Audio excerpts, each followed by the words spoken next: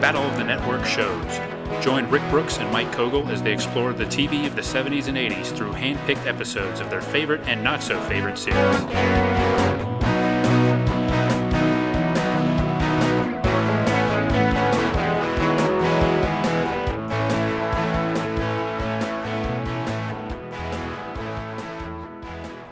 Welcome to another Battle of the Network Shows bonus episode, and I'm back on the hot seat with another Fame game.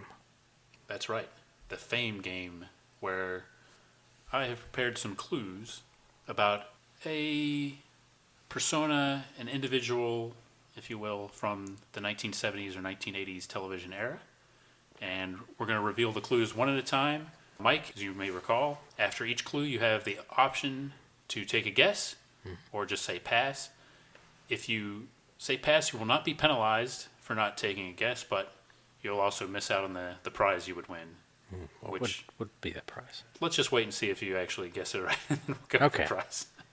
Any consolation prizes? There's always consolation prizes. Okay. The consolation of a game well played is chief among those. Yeah, but I could go for some Archer cookies. Some Archer cookies. How about I'm on a range?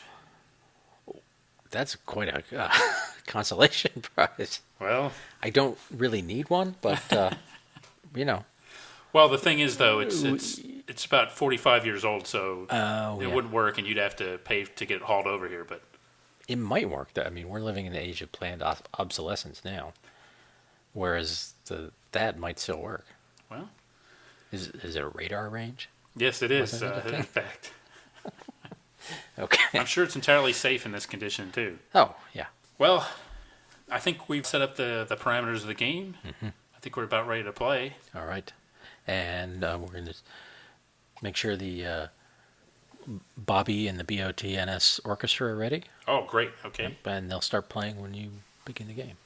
Okay. They'll start playing when I reveal the first clue, and that starts now. I was born in 1939. Pass. I was born in the Pacific Northwest and raised in the West. Grant Goodeve. Not Grant Goodeve. Excellent guess, though. I don't think he's quite that old. Not quite. That is a pretty good guess. He's not 79 years old. No. All right. Before appearing regularly on TV, I went to Northwestern University, where I was kicked out for a year for owning and operating a car without a license. Ooh. Pass. I was involved with the written word for several years. Pass. I was a fixture on one network during the Battle of the Network shows era, but then moved on to other outlets. Pass. I'm especially known for working with partners.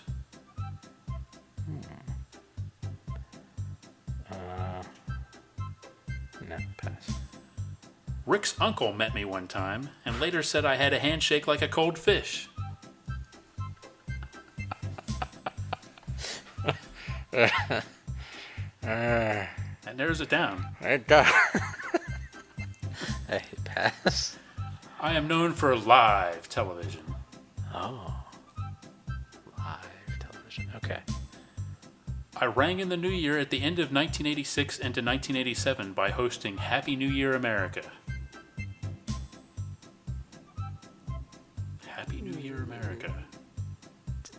I want to say Dick Clark, but that's... No, not Dick Clark. Excellent guess. And he's from Philadelphia. I appeared in coverage of some of the biggest events in history, but am now retired from broadcasting. Zelig. Not Zelig. Not Zelig.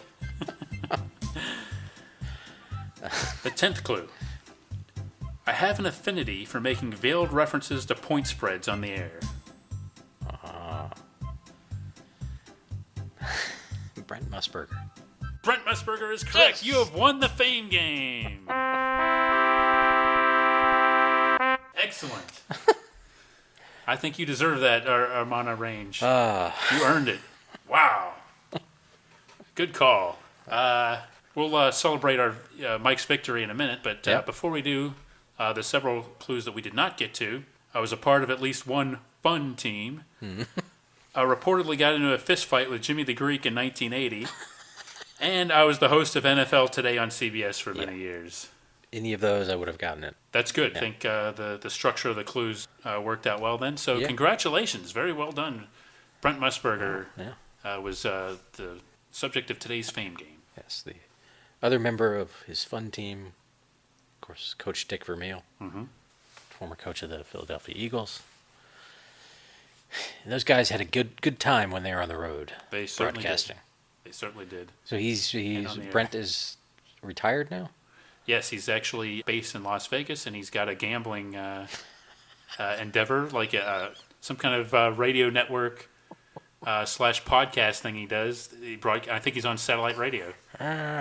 So he's not even doing the Little League World Series. No, he was kind of being eased out of some of his bigger, high-profile duties at ESPN, and he decided to start this or join in this venture that I think one of his sons started up, and he's doing that full time now. Wow. So in retrospect, a few of the other clues are, the one network, then another network. Right. He was CBS is when we were growing up. He was big on CBS. Well, he was.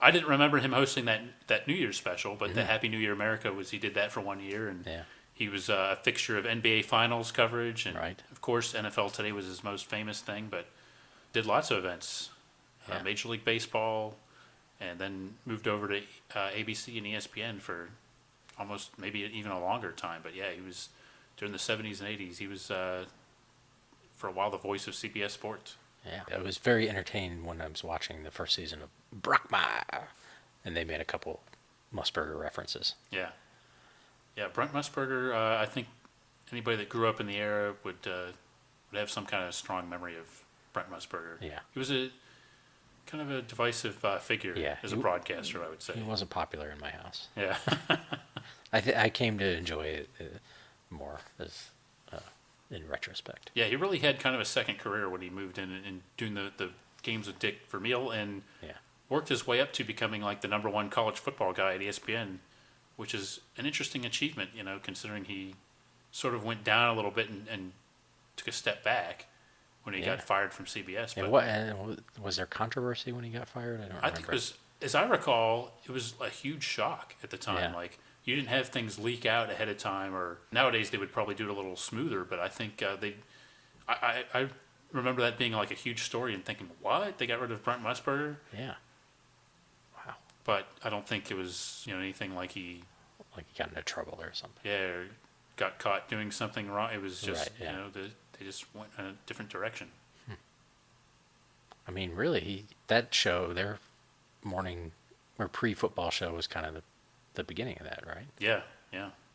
It was, and arguably the premier one. They had the NFC package, and NBC, of course, had their version too, and you had like Bob Costas hosting that for a while. Right. But the classic one you think of is that lineup of Brent Musburger, Jimmy the Greek, Irv Cross. Right. They had some other people throughout the years, but I'd love to see old episodes of that. Yeah. And every now and then you'll see footage of those show up on YouTube or something, and it's entertaining to watch. And they were doing it in a half hour. Nowadays, you've got like 90-minute pregame shows. But yeah, I mean, I don't really watch football, but anytime I see even a little bit of those pregame shows now, I don't like it's 8 guys and they're like playing games and standing around on fake football fields. And I know they had formats then, but it's more it's more stage managed now and more scripted. Yeah. Whereas back then, I mean, you really did think it was kind of freewheeling. Right. And yet they're trying to make it seem freewheeling. Exactly. Right? Yeah. But it's more phony. Loose cannons like Deion Sanders, and it just doesn't appeal to. In the same way that like you see certain like news programs and like political programs, and again you have like this spread of like 8 people, and like there's just too many people. Right. You just need 3 or 4 people. Yeah. The NFL today kept defined it simpler. jobs. Yeah. And Brent gave you most of it. Jimmy the Greek gave you the odds. Yeah, you had the ex-jock, was Irv Cross, to give the player's perspective, and then they usually had a woman, right? You'd have different, like Phyllis George, I guess, or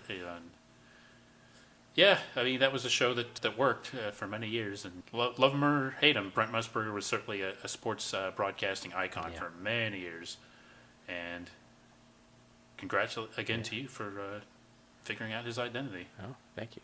You know what? I could use a good Musburger right now. Yeah. Kind of hungry. It sounds pretty good. Or, as Brent often said, as he said one time when he was doing a game with Dick Vermeil, folks, nothing beats, you just can't beat pizza on a college campus.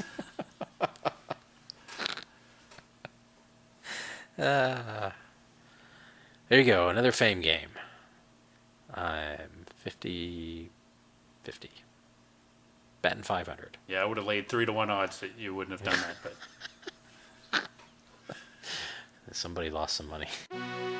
Battle of the Network Shows, the podcast that celebrates the television of the 1970s and 80s, the podcast that spent 30 minutes on a 30-second beer commercial, the podcast that once and for all answered the question, Roper or Furley, the podcast that dared to say, Chips is not a terrible show, the podcast that gave Dick Van Patten a hip, new nickname, now brings you something they've never dared before.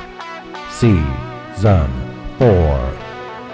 You won't believe what happens next. Like we talk about some TV shows and stuff? that sounds about right. More of the same. And hopefully some Robert Pine. Yeah, maybe some TVP. Or both. Whoa. Battle of the Network Show Season 4 premieres Thursday, May 10th. Line reading again? And hopefully some Robert Pine. Okay. Join us next time for another exciting episode of Battle of the Network Shows. Learn more, leave feedback, and suggest future episodes at battleofthenetworkshows.com. Follow us on Twitter at BatNetShows and like our Facebook page, facebook.com/Battle of the Network Shows.